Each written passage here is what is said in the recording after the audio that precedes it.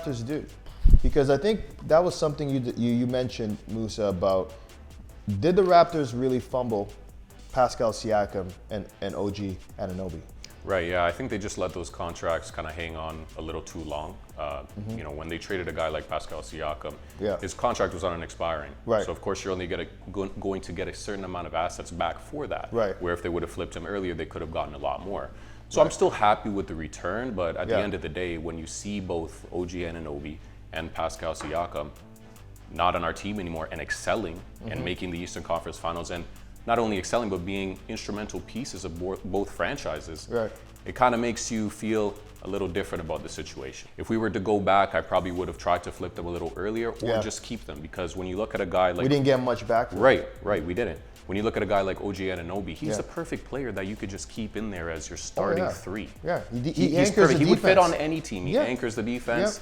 And he's just so strong, and he has a crazy three-point shot. You know, it might not be the prettiest, but it goes down at about a 40% clip. So, I mean, how do you feel, Unc, about the Raptors situation? I'm disgusted. I'm a Toronto fan. Right. You know, I'm disgusted because if you look at it, why aren't we in the Eastern Conference Finals? If we keep those players, you can argue that we get there.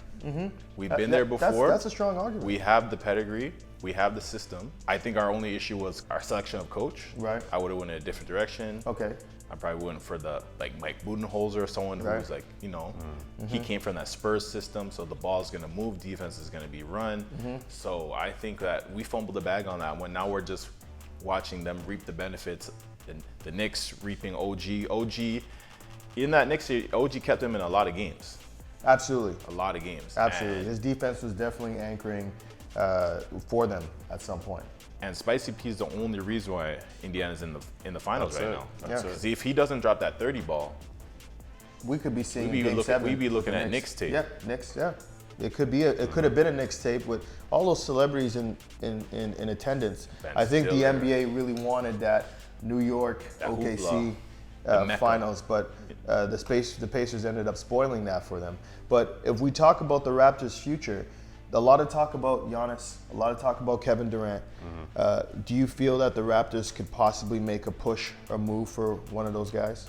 I mean, of course, right? With Masai Ujiri at the helm, like they're always in the mix to make a push. It's just a question of, you know, do they have enough pieces right now? Because when you're acquiring a guy who's in his later years, an elite talent nonetheless, and either Giannis or a KD, let's say, you need the other players on the team to supplement. Absolutely. And right now, the Raptors, they have a ton of great young talent, but they don't have a championship contending team. Like, take a look at Oklahoma City Thunder, for example. They have all the pieces that are needed. The Raptors simply aren't there. I mean, we finished towards the bottom of the East.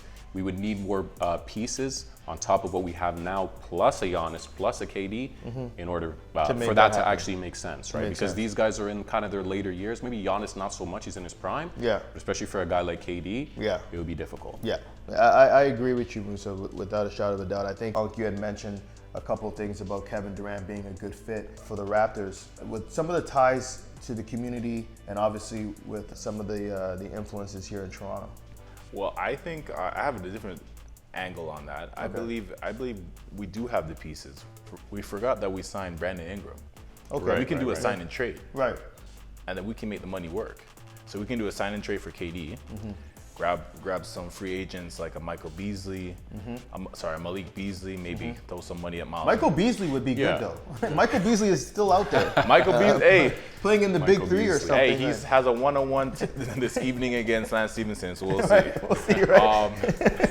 Wrong Beasley, but no, but we have the money, we have the players that we can move to make it happen. Yeah, for sure. Ideally, the best situation for us moving forward, if we think about the future and longevity, we're not going to win right away, but if we're thinking future and longevity, you got to go for Giannis. So I would package Grady Dick, Ingram, and maybe a couple other young players. I'm sorry. We see our producer.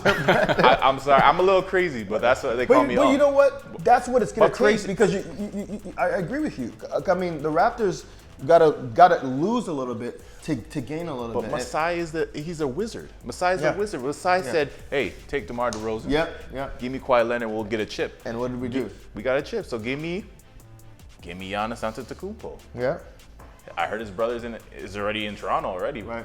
Practicing in Vaughan, right? And I heard we have a good lots of good African spots. Yeah. So Giannis comes to Toronto. That's absolutely true. It's possible. Yeah, goosey soup on me.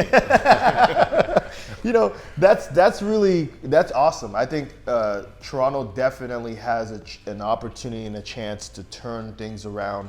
It's always been trust in Masai, because he's gonna find a way, like you said, as far as trying to lead this franchise in the right direction. Of course, other franchises and teams have been trying to get Masai as well, in those type of conversations.